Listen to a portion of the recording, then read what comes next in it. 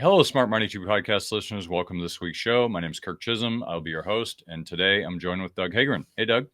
Hey there, Kirk, and I'm going to do something I try not to do very often on our show, but just for it's us against the world, but tonight OH, because it is the second of the semifinals for the college football playoffs in Ohio State versus Texas, and I know that's got a massive number of people. I don't know what the demographics are listening in the Texas area or Minnesota or Ohio area to this podcast, but for those of you out here, you're either going to love what I just said or you're going to hate it, but at least it will keep you focused and listening.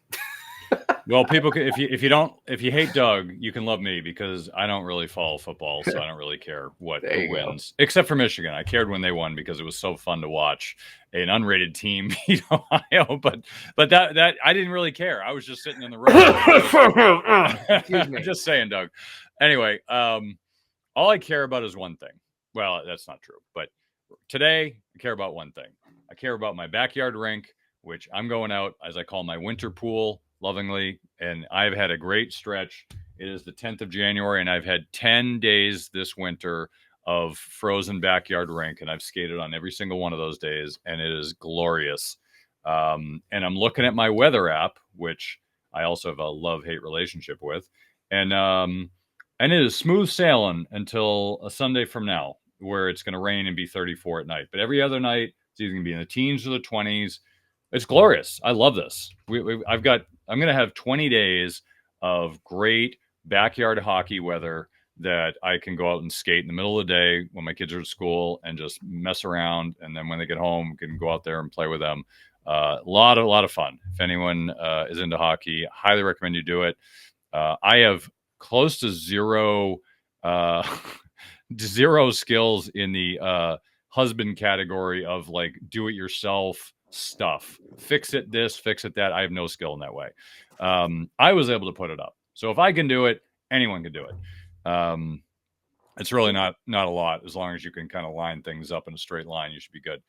But I love it. And I'm just happy that we're going to get more of it.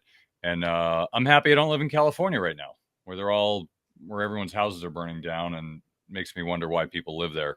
I think that's our running thing on the show outside of Doug's drug problem, which he's actually, I don't know what he's doing right now, but I don't know. I just your heroin. It was heroin, right? It was heroin. That was our running joke. Yes. Yeah. Occasionally it's meth, but heroin, you got to balance out. So yeah, for those of you who haven't listened often, it's not a real drug problem. But anyway, it's a running joke. But you get this California thing, and it's crazy. Like, why would you live in California? Your house is going to burn down. The state's run like a 2-year-old's running it. Like all the state's budgets going to Newsom's hair gel. Like what's going on in that state? It's like Canada and California should just merge into the whatever it was, like 200 years ago when Australia was a penal colony. Just create a penal colony because it's already a shit show anyway. Mm-hmm. All your tax dollars go to nothing, basically. Well, we have a graphic. We have a graphic you can share if you want, Kirk, on the spiraling cost for the wildfires. It's unbelievable right now. How much they've cost since 2000. But really, just since 2006 to present, it's staggering. 2016 to 2025, you're talking $1.4 billion in cost, and we don't even know what's going to be the end result of the total burn for the current one because it's not this year. It's going to be for what's going on now. It's going to be crazy. It's right going through the Palisades, all the wealthy homes. It's going to be nuts. And it's funny. I was reading an article this morning, and I try to stay away from California as much as possible, other than just making fun of them. But I was reading an interesting article about kind of what's going on there, and obviously they're poking fun at it, but like everything that let's put it this way, the election that we just had was a mandate of what's wrong with this country and what people didn't want, right? It wasn't like everyone wanted Trump. Like some people voted for him, some people just voted against what was the current status quo, and the current status quo basically epitomizes California. So you've got a lot of problems. They spent a bunch of money on homeless, and they gutted the fire department. They have no water to put out fires. I just read something that there were 200 fire hydrants stolen in like the last year or two. Like, who the heck steals fire hydrants? I guess it's an epidemic down there. Like it's people are stealing them. The point is like this article went on and on about all the stuff that was wrong in California. I'm like, God, this is more than I thought. And then at any moment, my house could be burnt down, and I can't get insured for that house. So I have to use the state's fair plan to get insured on a house. Well, not only is that probably more expensive, but here's the funny part: who pays for the state's fair plan? The taxpayers, because it's run by the state and it's funded by the state. So the state's got to dip into its budget to pay all these people's insurance. That I don't know how the state still stands. I really don't. I don't know how people still live there. I don't know how it still stands. I know there's a rent in California, and I know the weather is glorious. I get it. Like glorious weather is a good reason to stay there, but the reasons to stay there keep disappearing over like the last decade or two, and they just keep getting worse. At what point do people just say enough? I'm out of here. Don't know. I'm just glad I don't live there. I would have left long ago. I mean, Massachusetts has its own problems, but clearly not in that league.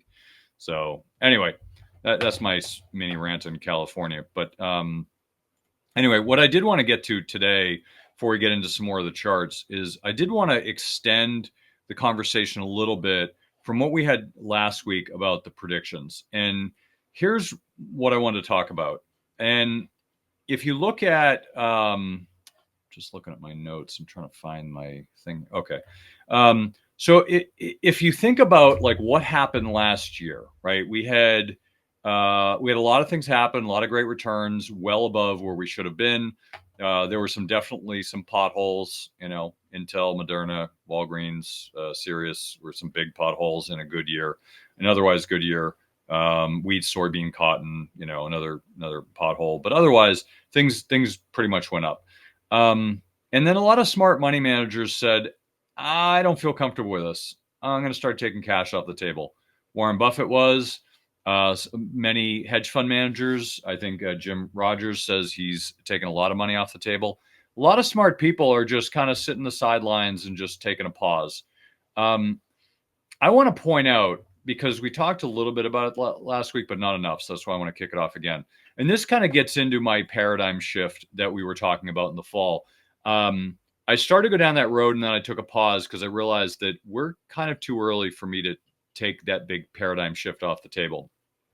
The big paradigm shift we talked about 2 years ago was the change from a low inflation / deflationary environment to an inflationary environment, which saw pretty much every asset go down in 2020. Was it 22? I don't know. 22, right? And pretty much every asset go down. And so the challenge is how do you forecast inflation, right?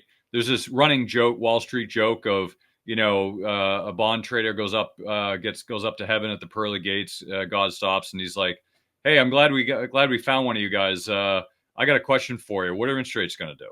Right? And it's this running joke because no one knows what they're going to do. It's a big guess, right? Even the Fed has no idea. I feel like that South Park sketch about the Fed with Margaritaville, that was one of my favorite skits. And they're just like, and they're in the back of the Fed and they like cut off a chicken's head and he runs around, he ends up on some spot and they're like, "That's what we're doing this month." It's the Wheel of Fortune board. Yeah, it was hilarious. But I mean, I feel like that's what goes on is like, they're just like, throwing darts at the board and like, "Oh, what are we going to do this month?" But to their credit, I mean, it's a big lift and nobody can predict the future. And of course they're trying to pretend like they can. But here's the thing. So in the 70s, we had this kind of like this kind of M bump inflation. We went from low inflation, bumped up high, then it went down. Everyone thought it went away, and everyone went back to their normal behavior. And then it started to spike up even higher, and it got out of control. And that's when Volcker came in and squeezed it, and everyone hated him, but yet he was the hero 10 years later, right? Right away, he was getting death threats. I mean, he was enemy number one for what he was doing, but it worked. And so here you got Powell, who's trying to do the right thing. I imagine they all are, whether you like him or not. He's probably trying to do the right thing. So he's trying to squash inflation because he wants his legacy, I would imagine, right? As any Fed chairman, that's why you take that job, because you want a legacy. So he wants his legacy to be, I squashed it. I had this, this soft landing. And the problem is you have a new administration with new ideas. And Some of these ideas are inflationary and some of them are deflationary. So I want to walk through this really quick because it's complicated and it's not straightforward. Now, part of this is going to be Trump has an agenda that he has been pretty clear about. The one question is whether he actually does what he says he's going to do. The second question is whether he can do what he wants to do, right? And those are totally separate things, right? Because you're relying on Congress. President's job is not to pass laws. President's job is to sign the check at the end and say, all right, we're good, and to direct traffic, basically. But he gets all the credit and all the blame because he's the CEO, right? He's the chief cheerleader for the United States. That's basically a CEO's job of a company. It's the president's job of the United States to be a cheerleader. He's one of the few presidents that have figured that out, that his job is to be the cheerleader, not to, play politics and do all this other crap. His job is to make America great again. Love it or hate it, it's not the point we're making, but that's his goal, right? So his way of doing that is there's a handful of things he's doing. He's trying to cut immigration. He's trying to reduce government spending. And he's got some other things he's trying to do. He's trying to make America great again, which kind of encompasses a few areas, which is basically he wants to reduce taxes. He wants to give us the lead in the global economy. There's a bunch of little things, but let's just say reduce taxes, right?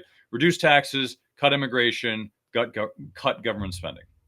Now, those are simple things, but they're obviously more complicated. So Elon Musk came out yesterday in some, I think it was a technology conference event, and he said, well, maybe my 2 trillion was a little bit too much.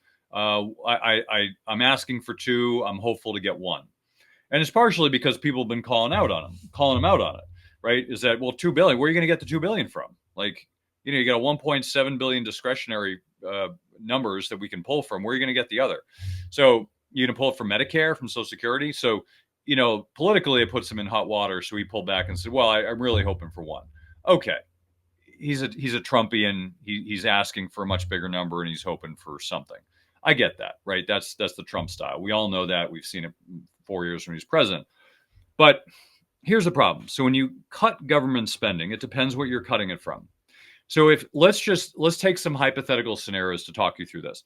So if you look at our GDP, our GDP is made up of many things. I'm not going to get into all the details because I'm going to go down a rabbit hole and it's going to get messy.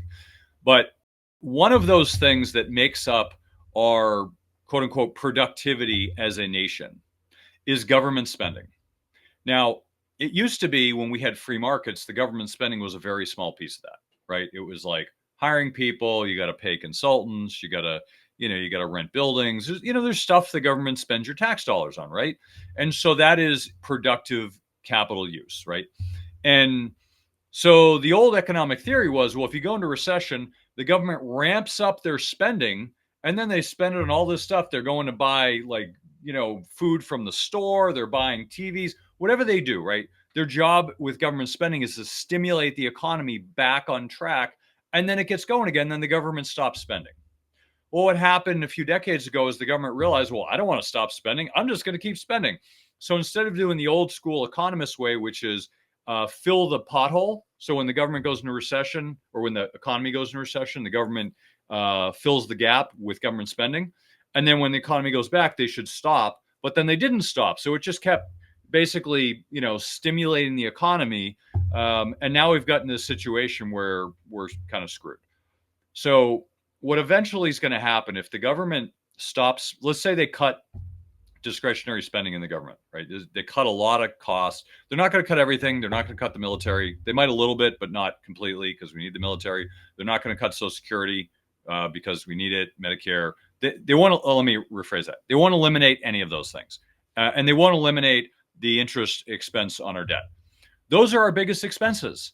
Interest on our debt, I think, is number 1 or 2. You got defense spending, which is 1 or 2. You've got Social Security, you got Medicare, which are entitlements. So it's kind of counts, kind of doesn't. We won't get into that.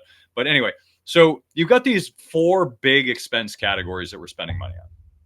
And we need to come up with ways to cut the fat.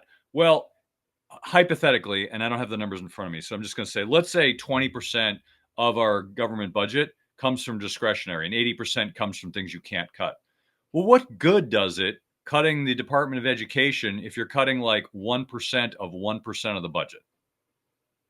Like, it doesn't do much good other than makes people feel good. So the big problem that the Doge has is, where do you cut without pissing everybody off? Because you cut from Social Security, you're going to piss everybody off. Like, people from my generation, we just assume we're not getting Social Security. I'm not planning on Social Security existing. If it is, maybe it's when I'm 100, I'll get it. Like, I assume my generation and the millennials and below, we assume we're not getting it. So, we hope so, but we're assuming we're not, just because we know the government's a mess and the Social Security's a mess. Medicare, that's important. People need to pay for their medical care unless you want old people to die young. There's certain entitlements that we have. Now, can you cut some of those? Absolutely. We can decide that we don't want to give pensions to government employees. We can decide that we want to cut a bunch of government employees. We can decide we want to cut departments. That will actually make a difference over time. The problem is if you look at Elon Musk, when he came in and bought X, perfect example. Here's the guy who's running Doge, and he's the guy who went in, and we have a clear example of what he did. He went in and fired 80% of the employees day one. People said, oh, it's not going to survive. He's firing everybody. Really? Because they're doing fine now. And he had a business plan. He had some of the top VC guys in Silicon Valley backing him. They trust him. He did a good job. He fired everybody, and it's working just fine. There's no problem. So I'm not saying he's right? I want to be crystal clear. I'm not saying he's right. What I'm saying is, you have people coming in who have experience cutting costs and making things work. I just don't see how he's going to do it. Now, if you're running a company, it's very clear. We're going to cut a bunch of expenses. We're going to cut the pension. We're going to fire a bunch of people. We're going to sell off assets. You can do that, right? There were people like Al Dunlop who did that successfully until he got screwed because he tried to do things in a I don't know if it was actually legal, but let's just say he got in trouble because it didn't work. But you got guys like him, Jack Welch, who came in and cut costs across the board. They were famous for that. You can do it, and it works in a corporation. But when you have these entitlements and things that you can't easily cut, it's going to be very hard for him to do that. Or Ramaswamy, both of them. It's going to be hard for them to do that. So my point is, that can be very deflationary, because if you have hypothetically 40% of the budget being spent, or I'm sorry, 40% of the economy being based on government spending, and you cut, let's say, 50% of the government spending, well, that's a big chunk of the GDP. You just cut 20% of the GDP to zero. So now you got to fill that with something else. So that is deflationary, and that is recessionary. Okay, so that's problem number one. Okay. Problem number two is cutting taxes. Well, cutting taxes, everyone wants you to cut taxes except for the liberals who want to tax someone else so they can feel good, but they don't actually want you to cut. They don't want to spend more, right? I live in Massachusetts. We call them NIMBYs, not my backyard liberals. So they want you to raise taxes on everybody else, but they don't want to pay them, right? So it's a Massachusetts thing. But anyway, the point being is, no one wants higher taxes on themselves. And if you feel like you want to pay higher taxes, there's actually a program that the IRS has allowed you to do, which you can pay them as much money as you want to pay down the government debt. And if you do that, please stop listening to the show, because you're not that smart. The government debt is never going away. Okay, just if you buy that, I've got a bridge to sell you. The government debt is not going away. Okay, so you paying it down is not going to solve the problem. But if you think about the fact they're lowering taxes on individuals, we all look at that as a good thing. I actually don't mind paying taxes as long as the taxes are going to a good cause. But I don't know anyone who thinks their tax dollars are going to a good cause. It's all being wasted. It's all being lit on fire, going to government cronies. That's part of the problem. That's part of the reason that people are so upset, and that's why they elected Trump. So when you start cutting taxes, what does that do? It puts more money in people's pocket. It makes them feel good. Well, no one's arguing that's a good thing. The problem is that is inflationary. It's like during 2020 in COVID. What happened? We gave people a bunch of cash to go spend because you couldn't work. So it was a good thing, right? We're not arguing it was a good or bad thing. Some people will say, well, some people took advantage of it. That's not our argument. Argument is, it put cash in people's pocket when they needed it. What did they do? They went out and spent it. right? That's the whole point of giving money to people. So they spend it, kicks the economy out of recession, gets it back on track. We're all good. That's what happened. So when you lower taxes, it puts money in people's pocket, hypothetically, right? That's how it's supposed to work. So that's inflationary. Okay, so now you get an inflationary thing. What about uh, immigration? And I'm very broadly touching on this because we're talking about inflation, deflation. Then I'm gonna hand it over to Doug because I don't want to monopolize the whole thing. So we have immigration, right? So we have low wage immigrants that are coming across the border illegally, and they're taking ag jobs that most people won't take because they're paying them $1 an hour, and people want $20 an hour. Well, they're going to hire the illegal immigrants illegally, and people are going to look the other way because they give the politicians enough cash to look the other way. That's basically what's going on, right? Democrats, Republicans. If you're a Republican, you have no leg to stand on because when Bush got elected, he said he was going to crack down on it, and he actually fired a ton of border patrol, and he made their life hell. And not deliberately, but he basically didn't support them when they were getting attacked by the crime down there with the cartels, and he wasn't supporting them. So Democrats, Republicans, same boat, being supported by the ag lobby, and they want their workers. I get it, right? Otherwise, our food's going to go through the roof, which is the problem, right? So on one hand, you've got cheap labor, which is going away, and I'm being clear cut in this example. It won't go away, but let's say it does. So all of a sudden, you can't find cheap labor. Well, you can't pay them $1 an hour. Now you got to pay $20 an hour. Well, what happens to your cost of food? It goes up. Now my food costs more. And of course, now the jobs across the board go up because you've got people you got more jobs fighting for the same laborers, which means they're willing to pay more, but they pass that on to the consumer. So ultimately that causes inflation.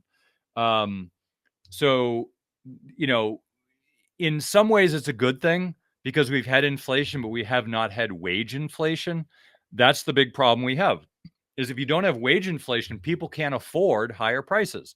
But if you have higher prices and higher wages, no one cares because you're making more, but you're spending more, but the balance is equal. So you have all these different factors going on because essentially if you have fewer people in the economy, fewer wage earners, that is technically deflationary. Look at Europe. Europe has been stagnant for the last 20 years. Now, there's many reasons for that, but they're trying to shuttle people from Muslim countries just to get workers, and it's causing social problems. But France has a negative population growth. They're going to disappear in the next 100 years if they don't have immigration. There's the economist view, which is immigration causes economic growth. I think it's stupid, but it's true. It's, anyway, it's like saying I want to lose 20 pounds, I'm going to cut off my foot. It's stupid, but technically it's true. So that's how they look at it, and they're not completely wrong, but it's a dumb decision because if you just keep growing the population, say everyone should have 10 kids, we're going to run out of resources. So it's not a good solution, but economically and from a sovereign perspective, it makes sense from a country. So I get why they're doing it. I don't agree, but I understand. So you have all these different factors pushing on back and forth on the dial. You also have energy prices, which Trump is pro energy, so they're going to drill more, which should drop energy prices. You have cheap energy on the horizon because you have nuclear. If they ever get their head out of their butt and allow nuclear to proliferate, we will have much, much cheaper energy. I will tell you, if you want abundance in any economy, have free energy, cheap to free energy. That is the best marker of success in abundance. The reason we have billions of people in poverty in the world is because they don't have cheap, clean energy. Or forget clean. They don't have cheap energy. These people are living in huts and they're, having fires in their huts and they have lung damage because of all the particulates. Like there's billions of people on this planet who are poor, who are dirt poor.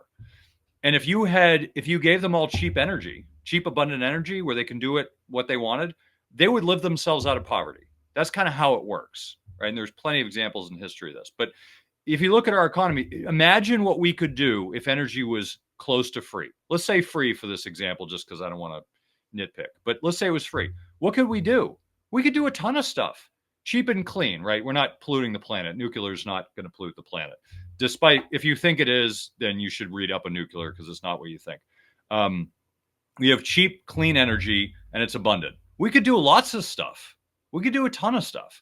And I think that's what's restricting us is the amount of power that we're consuming and the cost of that power, right? If you're driving a truck, well, the cost of putting fuel in that truck is a big cost in your business, right? If you're in a smelting plant, or if you're making steel, what's the biggest factor in making steel? Well, coal for one, but dirty coal, but also abundant, like really hot heat that and power, depending on how you're heating it, and power that takes up a lot of energy, right? Japan, Germany have huge industries, manufacturing industries based on that. So you have to understand cheap and clean energy is one of the most important thing. And prior to this, we've been more focused on the clean and not the cheap.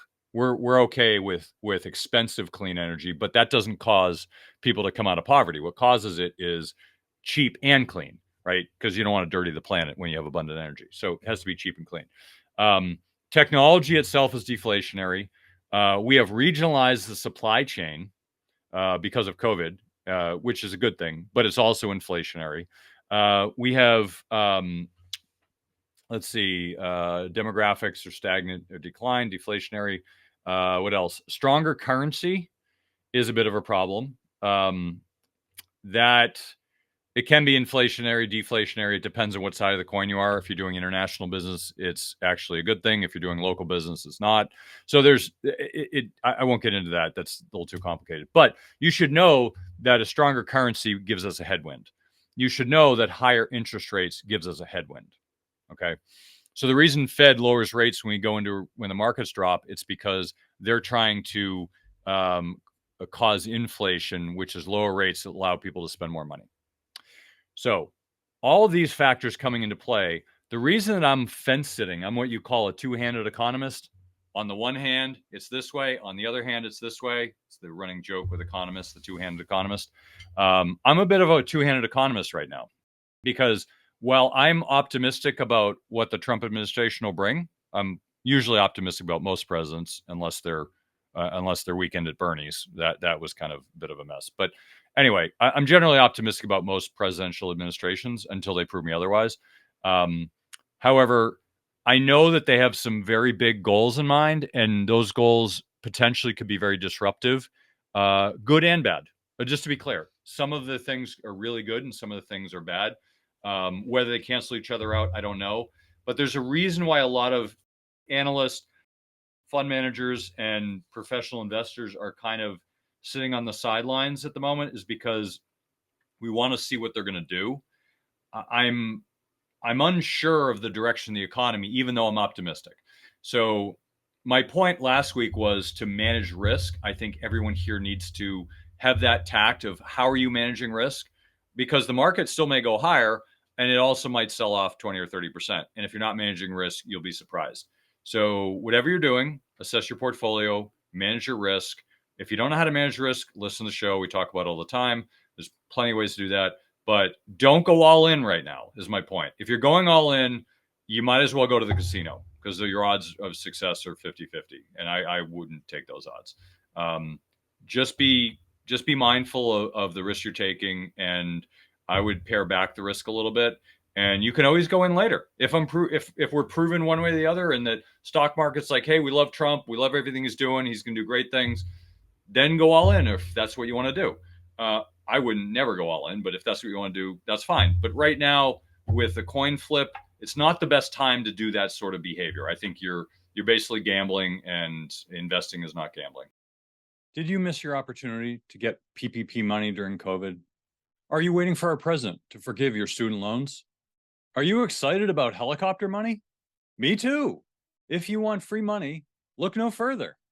I'm giving away free money this week on our show. All I ask is 5 or 10 minutes of your time. I'm so excited to give you free money, I can hardly contain myself. Take advantage of me and my excitement to get your free money. Go to www.moneytreepodcast.com/free money.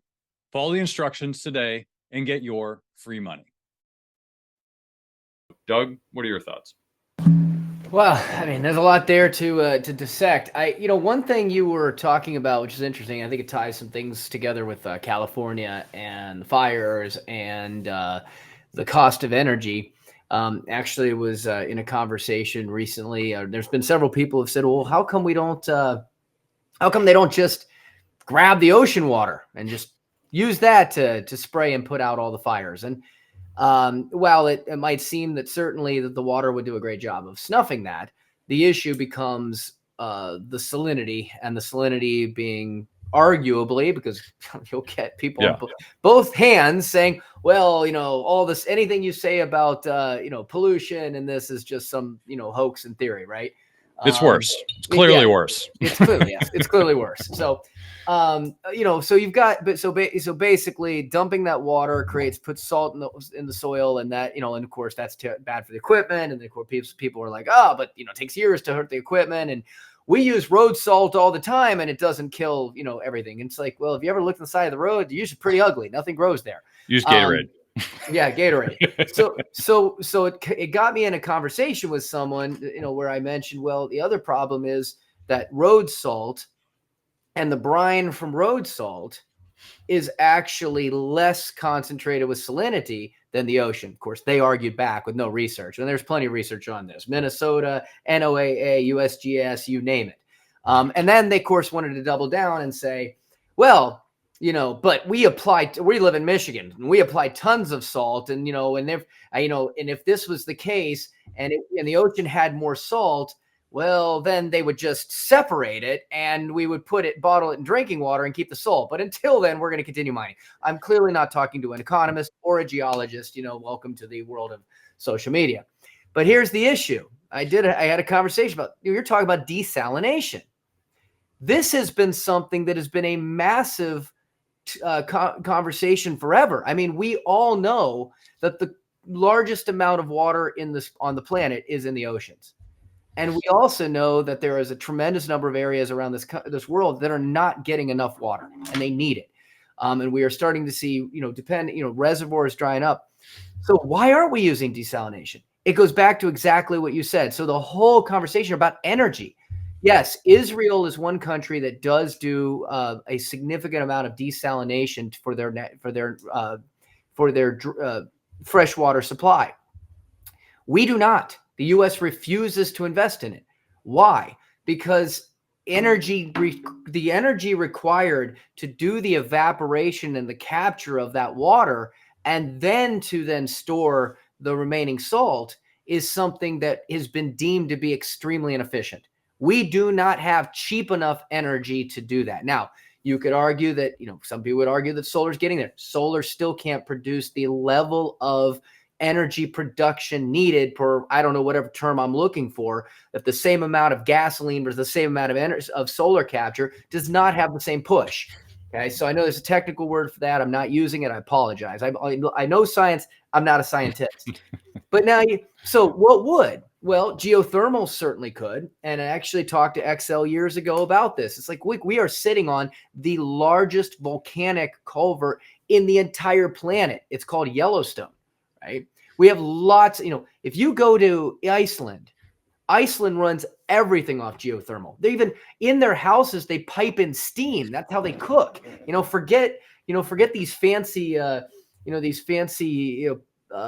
convection cookers and, what do they call, what's the term? It's blanking out for it. Convection oven. Yeah, forget air fryers and forget, these induction units. They just put their pot on a hole and turn on the steam and cook. Look for them. We have that. But again, I had a conversation with representatives from XL years ago. And again, who knows, maybe they just make too much money off of other areas. But they told me a number of ways in which we just don't have the means to capture the geothermal here in an efficient manner. So what does that leave then? Wind? Again, you'd have to have an incredible amount of wind farms that would be able to generate enough of the energy to replace what we currently use in terms of the concentrated energy of coal and oil. So that leaves one more, nuclear. Okay. And nuclear is one that, again, what was that word you used? NIMBY? NIMBY. Yeah. Nobody wants that in their backyard. Right. Pure and Not in my simple. backyard is what it means for those of you who don't know. Yes. Not in my backyard. One of those states. I'm kidding because I know how much that, Kirk loves to talk about that word because it is exceptionally popular in where the area where he lived. But the Yeah. reality is nobody wants, people that want solar cells. They don't mind them on the roof. Maybe they don't. Certainly not attractive. But they don't want fields of solar fields and looking out their window. They don't want fields of propellers swinging off in the distance. Why they put them in the middle of nowhere? They definitely don't want nuclear energy that could potentially melt down and destroy, an entire state's population.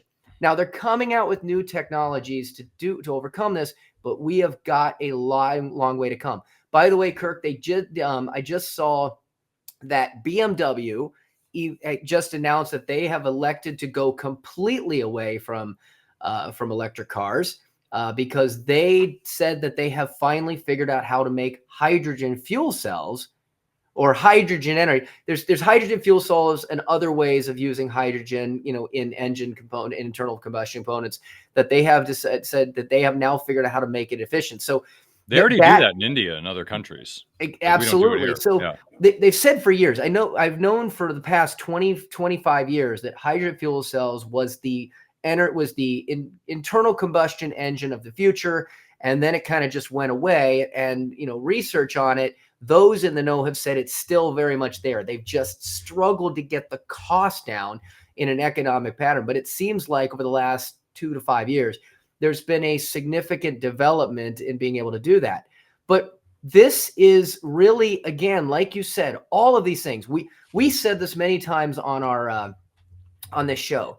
Nobody wants a dirty planet, right? We just really disagree about what's making it dirty. Again, people have been making fun of with the fires. You've been making fun of the governments, and their reaction to it. But they've also been making fun of comments around. See, again, this is you say blaming the government. Why don't we blame climate change? You're a climate change denier.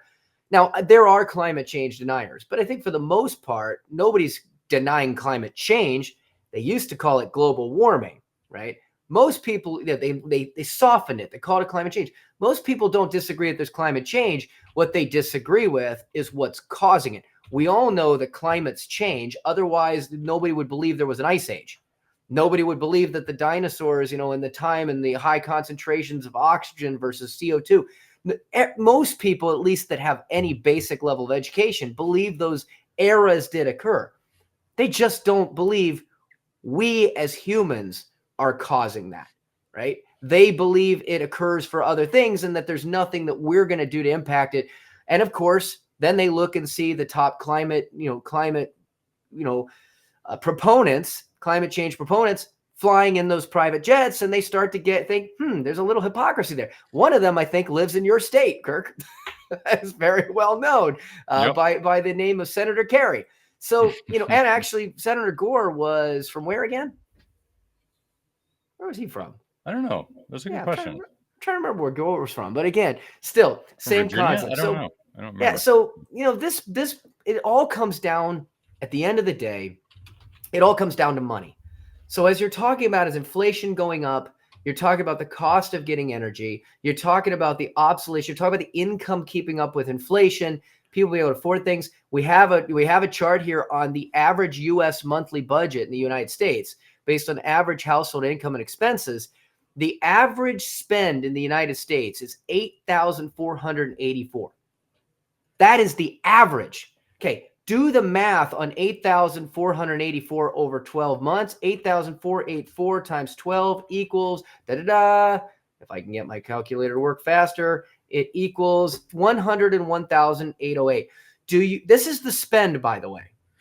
Now, that's not the money you're making. Welcome to the argument on income taxes, because unfortunately, you have to make this much in order to then pay the taxes that then hopefully you're saving, and then the rest is going out the door. $1,100 a month on average to transportation. That's energy. $790 to miscellaneous spending. Well, guess what? That's still energy, because all the groceries, all the spending, all of the the housing, all that stuff takes energy. We build everything with energy. Housing is $21.20 a month, and that includes home insurance, which, by the way, is now becoming a real problem because as people are thought for years, if I just pay off my home, I will be cash flow rich and I will be expense free on my housing. Housing never goes away. Both, look what's going on in the areas of North Carolina and what's going on in California, although the federal government did say they were going to help those people in California very differently than they've announced that they were going to help in North Carolina. That's just why we're starting to get people who are very agitated with government response. But ultimately, they still have to pay their mortgage unless they've got the insurance to pay that off. They still have to pay the property taxes. These local economies are still forcing them to pay. And by the way, Kirk, what's really unfortunate about what's going on in California, and you see this happening, and it makes people, put that tinfoil hat on, makes people wonder. And there's a lot of theories out there about what's going on in California, and most of them are just going to keep your eyes glued with no basis whatsoever. But there's already someone who reported that they lost their house and already got someone. Now, these are talking, I think I looked at the area of Pacific Palisades. Roughly the average home in this area was $5 million. You got way more. You don't have any less. So the average might even be closer to 8 or 10. Somebody already got an offer on their burnt out property. Well, we'd be happy to give you $750,000 for the land. You already have this predatory. So again, it makes the conspiracy theorists wonder, who's burning all this down to then try to go buy up these swaths of land for nothing?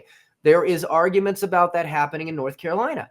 It never ends. People, if you pay off your house, they're jacking up insurance. That's part of the issues that are going on in California, is that they took away the insurance because State Farm and others wanted to raise it because they knew these fires kept happening. California refused to let those increases happen. That means everybody had to go to a state insurance plan for fire, and a lot of these homes may not be insured enough for the damage that just occurred. But now people are paying more for insurance and property taxes than they were on their mortgage. And they felt like, wow, I paid all this off and it went away. This, by the way, people listening, is part of planning. It is not about what you have to spend on. It's about having the income to afford it. If you hadn't tried to pay off your house as quickly as possible, and some of you have, and put that money somewhere else where it was growing, now you'd have the money to pay the property taxes and the capital and the insurance. But if you just gave all your money away to the bank and it's gone, and you're like, the house is free and clear, now you don't have the income to pay the insurance and the property taxes. That's a real problem. So you very much need to be thinking about the planning of what really matters, and that's cash flow. And cash flow is about having the income to pay for things. Paying things off can help that. But if you give your money away, it's gone forever. And now those people that paid off their houses are finding out that's real because the bank has their money and they still have the same price they were paying in a mortgage now on insurance and on property taxes. Now you've got pension plus insurance. That's the other insurances you're paying for almost $800. Eating out is only $300. Ramsey and other people out there will tell you to stop going out and getting that coffee. Look at these numbers here. I don't know, Kirk, if you want to update this chart so you can see it. But if you look at these numbers here, of all of the major monthly expenses, eating out's $300. Entertainment's only $300. So out of everything in there, $600. Now savings is $871. It's good to see that there's some savings. We'll take that out of there. So let's drop the total spend down to, $800 less. Let's drop it down to about $7,600 because, savings is a necessity, but it's not an expense. Okay. So out of $7,600, you have less than 10% going to entertainment and eating out. So when people try to tell this, people, well, if you just spend less on entertainment or stop getting that Starbucks, it's not going to fix it. Okay. This is an income problem. This is an energy problem. All that expensive housing, all of this expensive goods, all of the expensive transportation, all of your insurance is tied to energy problems. It's tied to fires and floods, and it's tied to the cost of replacement. And the cost of replacement, is tied to energy, Kirk, because that's driven up all of the goods, everything we have, everything we do. It makes with energy. So if we make energy more expensive, it's not hurting John Kerry, but is absolutely hurting Everybody else. And the last thing I want to say on this is, if you're looking at $8,400 or $7,600 a month in expenses, and we talk about inflation, that's $101,000 spent. That means reality after tax, before taxes, you've got to be making about $120,000 or so. Remember, Kirk, when $100,000 was considered rich? That was only when our parents were raising us. It's not that long ago. And now you're looking at the average spend in the US being more than what the rich were making 25 to 30 years ago as a salary. And they were supporting a family of 3 or 4 on that salary with a single worker. Now you have your expenses more than they were making. And this is why the American family is struggling. And this is why, as you said, and I'll turn it back to you, the economy isn't looking so hot. The stock market is looking wonderful. And we got more data on that. But the stock market is not the economy. And look what it takes. Great one. Look what it takes to be in the top 1% United States. I mean, I'm in Minnesota, $730,000. That's a lot of money. That's nowhere near the most. If you look at California, it's $1 million. I think you're probably the 1.2 there. It's a little blurry that I see for Massachusetts. 1.1 for Mass, and Connecticut's 1.2. Connecticut's the highest, 1.2. Yeah, and that doesn't surprise me at all. High concentration of people there that live in New York City and work in New York City, and expenses. But New York is a little bit surprising. It's under $1 million, but that's because outside of New York City, you get to Western New York, and it's the Rust Belt. Yeah. It's obviously not a surprise to probably anybody, but you start getting into the desert areas of New Mexico, or you get to the southeast in the United States, they're some of the least expensive in the country. But this is the median income. It takes a median income of $787,000 to be in the top 1% of earners nationally. So now we don't have this chart here. We can certainly say it, but I can certainly bring it up and I'll see if I can pull it up here.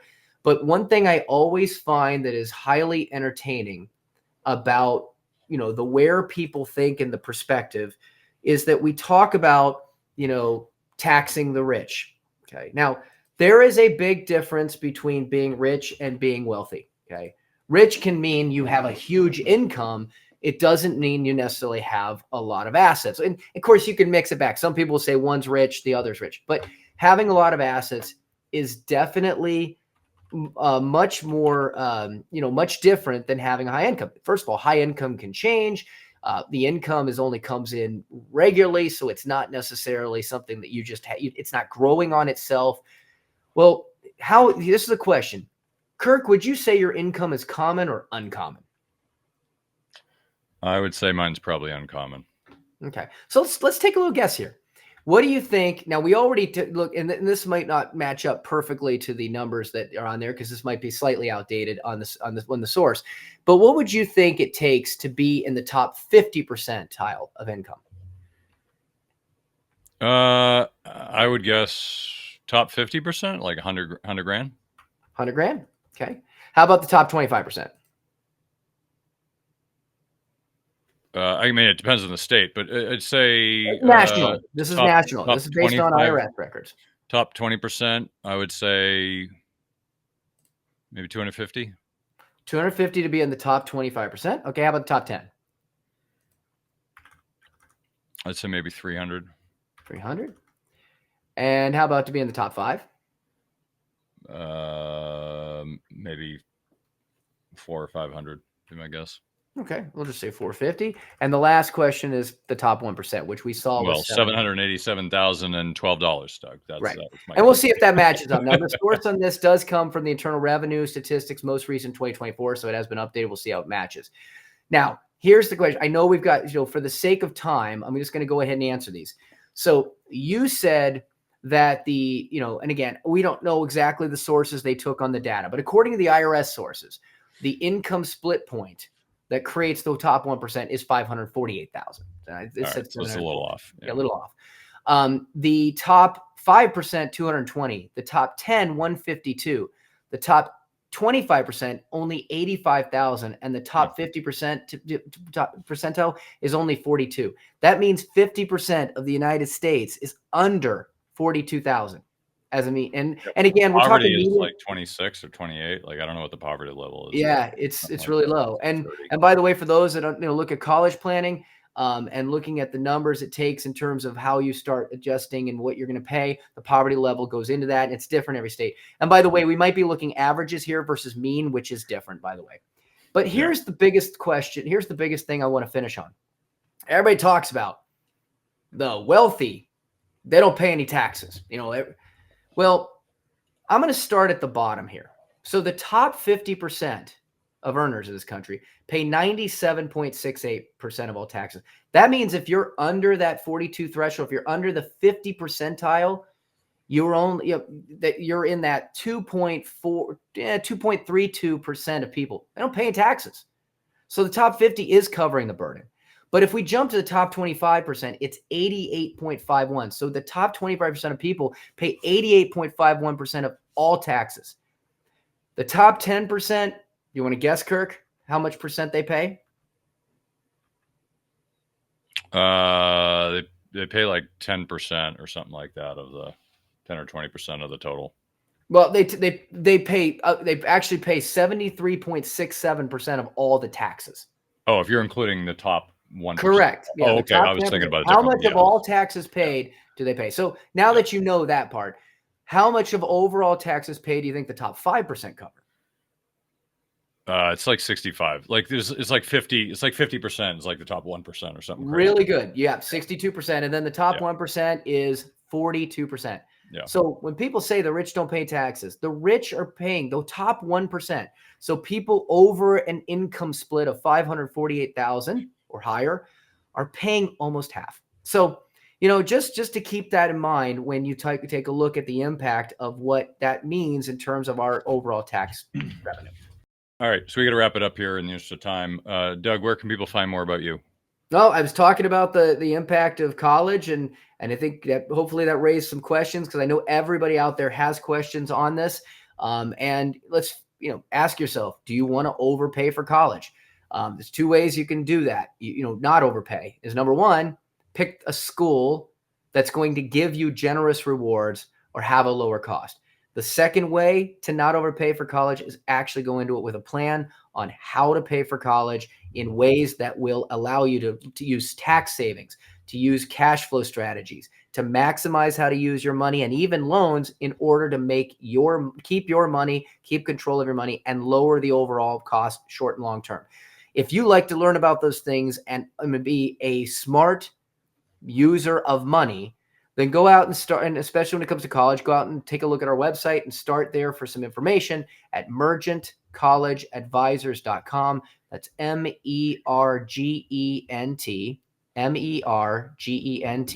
collegeadvisors.com. And last thing, go Bucks. Great. Well, thanks for coming on, Doug.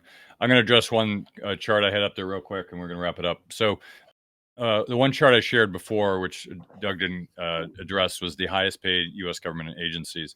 Now, the reason I want to point this out, and I don't want to spend too much time because we're going to wrap it up, is these are different government agencies, and the median salary and then the number of employees. What I wanted to point out here is if you look here, the biggest agency in terms of amount of employees is the SEC. Average salary, $227, close to 5,000 employees. Now, if you compare that in comparison to the Arctic Research Committee had 2 employees, the average salary of $191. I'm less concerned with the median salary. I think that's not my criticism, but the fact that if you look at the chart, every other agency on here pales in comparison to the size of the SEC. And second is Elizabeth Warren's agency, the Consumer Financial Protection Bureau, which is basically her little fiefdom that she used to beat people over the head with it. And there's 1,687 employees, 1,687 employees. And then the commodity Kirk, futures. I'm just going to tell you, that's about $1 billion in salary for the SEC and about $350 million in salaries for the Financial Protection Bureau. Yeah. So the point being isn't, I don't want to get into that argument, but the point being is there's a huge number of employees. The Commodities Futures Trading Commission, most of the employees are around managing the financial markets. So maybe one of the solutions is to find a better solution for managing the financial markets. And I'm not saying those boys and girls over there are doing a bad job. I'm not. I'm just saying that that's a lot of people in comparison to these other places. And if you're looking for cuts, I can see why they would be first on the chopping block. Consumer Financial Protection Bureau, in my understanding, is useless because it doesn't do anything. It's just a lot of money spent for a personal fiefdom for Elizabeth Warren. We're regulated by the SEC. They do a good job, but I mean, you can never have enough employees to keep order in the financial markets. So I think they got their work cut out for them. But anyway, I didn't want to go down that rabbit hole. I just wanted to point that out because I had it up there for a while. So next week we'll get into some more charts, but I really just wanted to talk about the frameworks that we should be thinking about the next year, because we'll get into all the nitty gritty and what's this doing and defaults and credit card debt and all this next week. But if you don't understand the macro direction of the market, that'll cause you to make a lot of mistakes. Because if you really think, oh, this is a great stock, and then the whole market crashes, doesn't matter what the stock's going to do. The stock's going to go down with the market most likely. So keep that in mind. Think about the big picture. Think about the big trends, where things are going. We've talked about a lot of them. We will continue to talk about them. The big trends move more of the market than the little itty bitty day-to-day stuff of earnings and things like that. So just keep that in mind when you're making your investment decisions.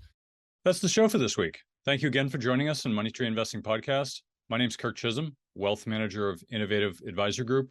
We don't just manage your wealth, we make your life better. You can find more about me at innovativewealth.com. And of course, you can find me every week here on this show. You can also check out our show at Money Tree Investing Podcast. On our website, you'll have access to the show notes, resources, and the archive shows. Please remember to subscribe on our YouTube channel for immediate access to the new shows when they're released.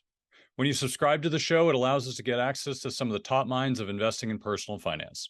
While you're here, please leave a comment and question if you want us to address it on the show. Have a great week ahead, and remember, no one will care about your money like you do, so invest in your life.